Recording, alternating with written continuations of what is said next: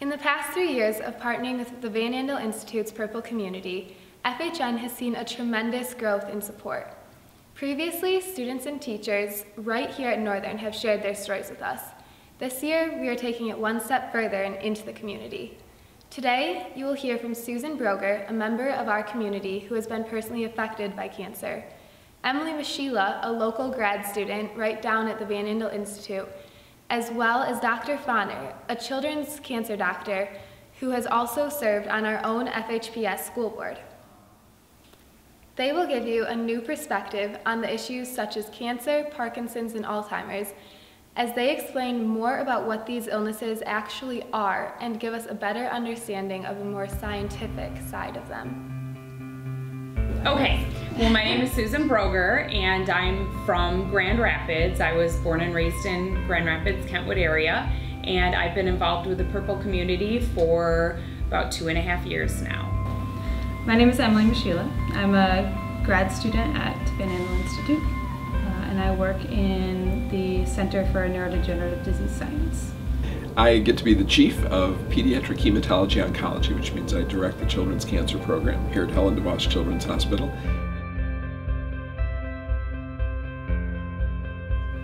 So I actually work primarily in a disease called Huntington's disease. Huntington's disease is a genetic disease. It's a neurodegenerative disease, but it's very similar to Parkinson's. It really varies. There's 2 different types of pancreatic cancer, and people have been known to live for 2 to 3 years with pancreatic cancer. My mother lived for 10 weeks. She was diagnosed in April and she passed away in June, so it was a very fast-moving cancer. The Center for Neurodegenerative Disease Science that I work in, we study essentially neurodegenerative diseases, meaning that these diseases cause your cells in your brain to die. And they die in some cases slowly, in some cases very rapidly. And so they cause, because your brain is slowly dying, they cause problems with your movement, and problems with speech, and problems with all sorts of things, right? Because your brain ultimately controls everything. As your brain dies in those diseases, your symptoms get worse.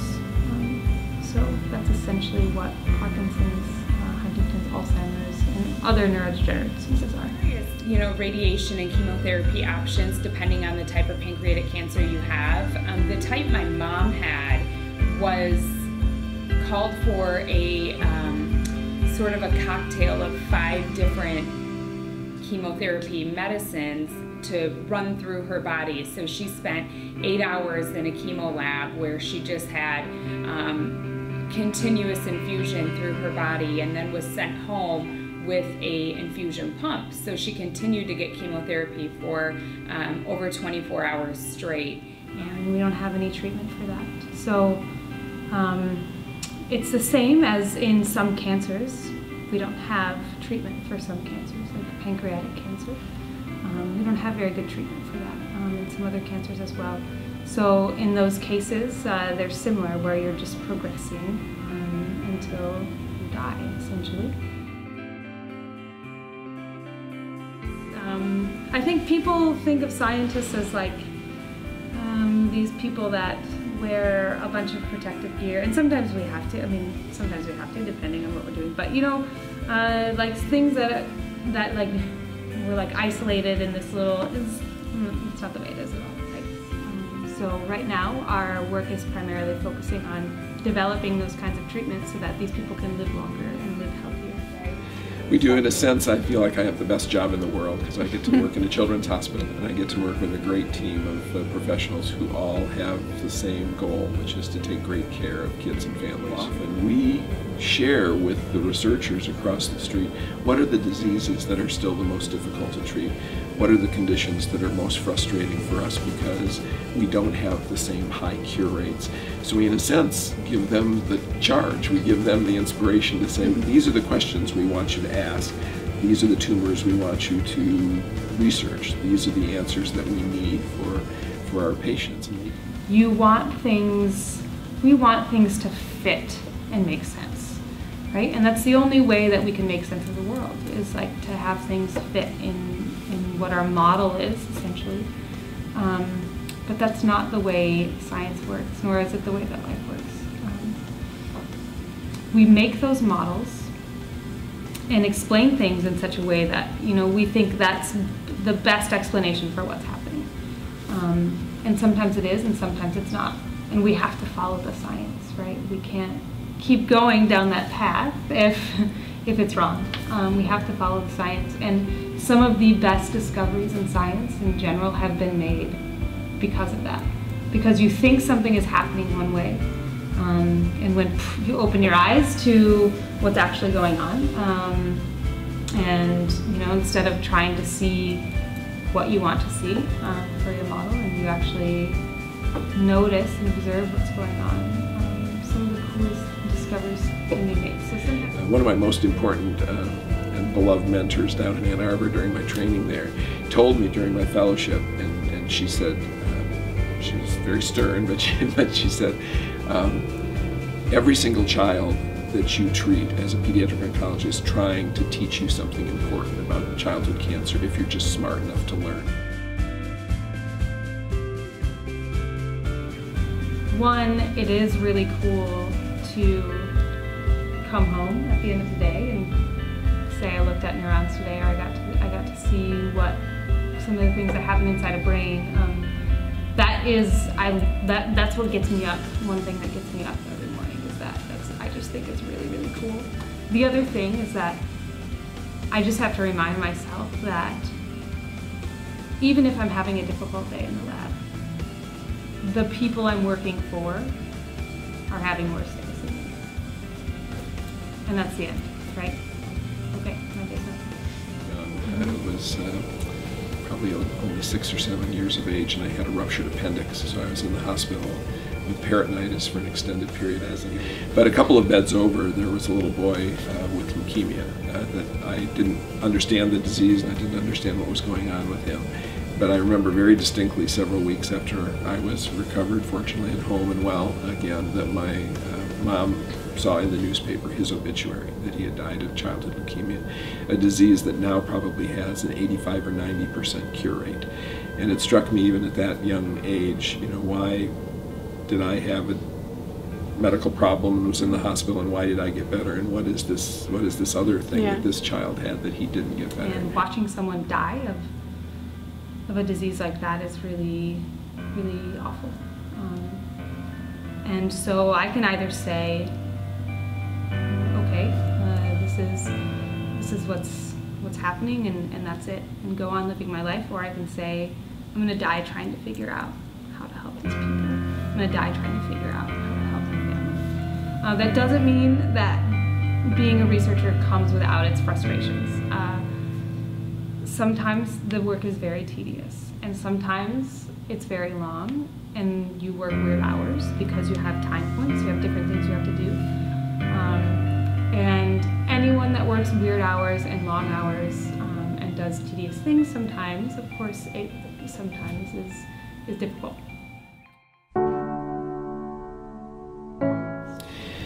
The saddest days that we have are sometimes the very first days when a family first hears the news that their pediatrician, their family physician, is very suspicious that the child has cancer and refers them to us.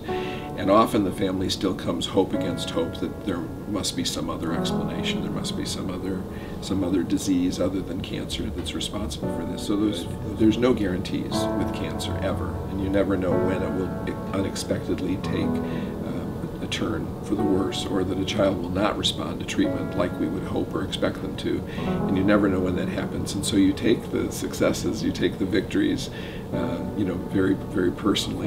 She lost some of her hair. She could barely walk. I watched my mom age 30 years right before my eyes. That's what's so terrible about pancreatic cancer, is it lies undetected until it's reached stage 4. And once it hits stage 4, there's no hope. There's no cure. The treatment is horrible. And so really once it's hit stage 4, it's spread to other vital organs. and your treatment options are very limited. My mom had no signs or symptoms until the pain was so intense that she just knew something was wrong. It's devastating. Life has changed completely and permanently for that family who had a previously completely healthy child, Right. and now being told that they have the worst possible disease. Our friends and family were amazing. They were just this incredible support system. People came out of the woodwork to help us. They'd bring over meals. I had so much food I had to put stuff in my neighbor's freezer. I always say I didn't watch my mom die, I watched her go to heaven. That's truly what happened.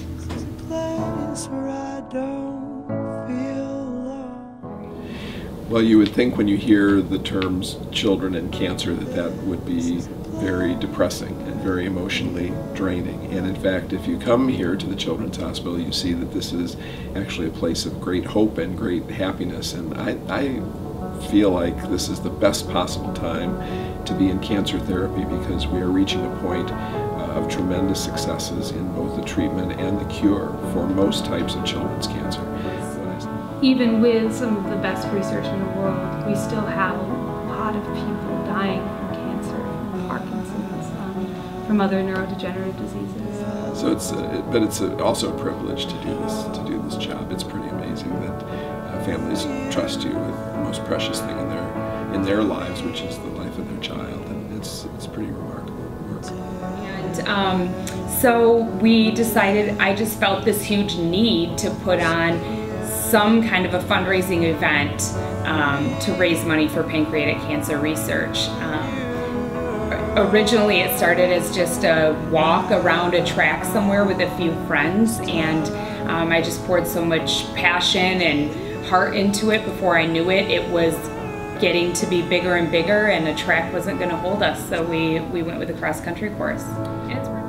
We love the springtime season because that's when we get all of the graduation announcements and the open house invitations and even wedding announcements from former patients who have been treated, who've been cured, and now they're going about their normal life. So we get the news of where they're going to go to college next year, and we get to see the cap and gown pictures, and we all love it. We pass it around the staff room, and everybody looks at it and kind of ahs and oohs because we're so excited for them, because that's the ultimate success.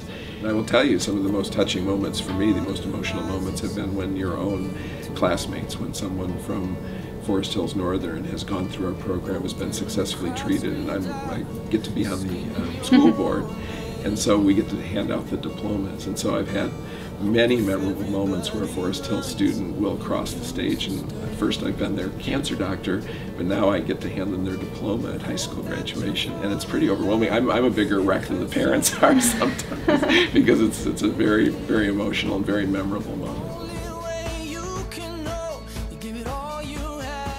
Again, the success and the cure rates are very, very high. Some children's cancers, even 75, 80, 85% cure rates, which is incredible. But that means that there is still that 10 or 15% of children who cannot be cured and who ultimately will not survive their disease. There are schools that have donated money to buy equipment for us that we've needed that actually I use now to look at different things within neurons. And I know that the cancer people use it as well. It's really great. So we can buy equipment to look at things differently and to do like some necessary things that we wouldn't be able to do otherwise in our research. Yeah, it's so important that people get involved in Purple Community. I don't even know what I'm doing with fundraising. That's not what I do for a living. But if you have the heart and the passion and you throw it behind what you're doing, the sky is the limit. The Purple Community first energizes all of you just in that way as student leaders and as future leaders in the community. This is lifelong experience for you. If you're already thinking about what can I do to give back to the community, what can I do to make West Michigan special, or to somehow reach out and touch the lives of children and adults who are going through cancer, that's huge. Not everyone at your age thinks out of the box in that way and thinks outside of themselves in the way that you're doing. So that's huge. And the cool thing about Purple Community is that all of that money goes right to our labs. So you guys raise money for the Institute, And it's not like it goes into this big cloud in the sky, right? Like it goes directly into our work. And there's really no gift that's too small or insignificant, because it all goes together and it all makes a big impact. The donations are so critical. It helps the researchers purchase equipment. It helps inspire the researchers to, move forward with what they're doing. I've had the opportunity to donate my money to Dr. Brian Hobb right here at the Institute, and he researches in the pancreatic cancer lab. And he's taken time out to give me updates and to have coffee with me and tell me where the money's going. So this is real. I mean, literally every single dollar that you raise goes to our research. So while a huge amount of money can buy us a new piece of equipment, $1 can buy us something in the lab too. So like literally every dollar counts. Every dollar that is raised in this community toward cancer research makes an impact. Every dollar matters, Northern. The Purple Paws Games begin at 5:30 p.m. tomorrow night. We hope you all can join us in honoring and supporting those affected by the purple community and these illnesses.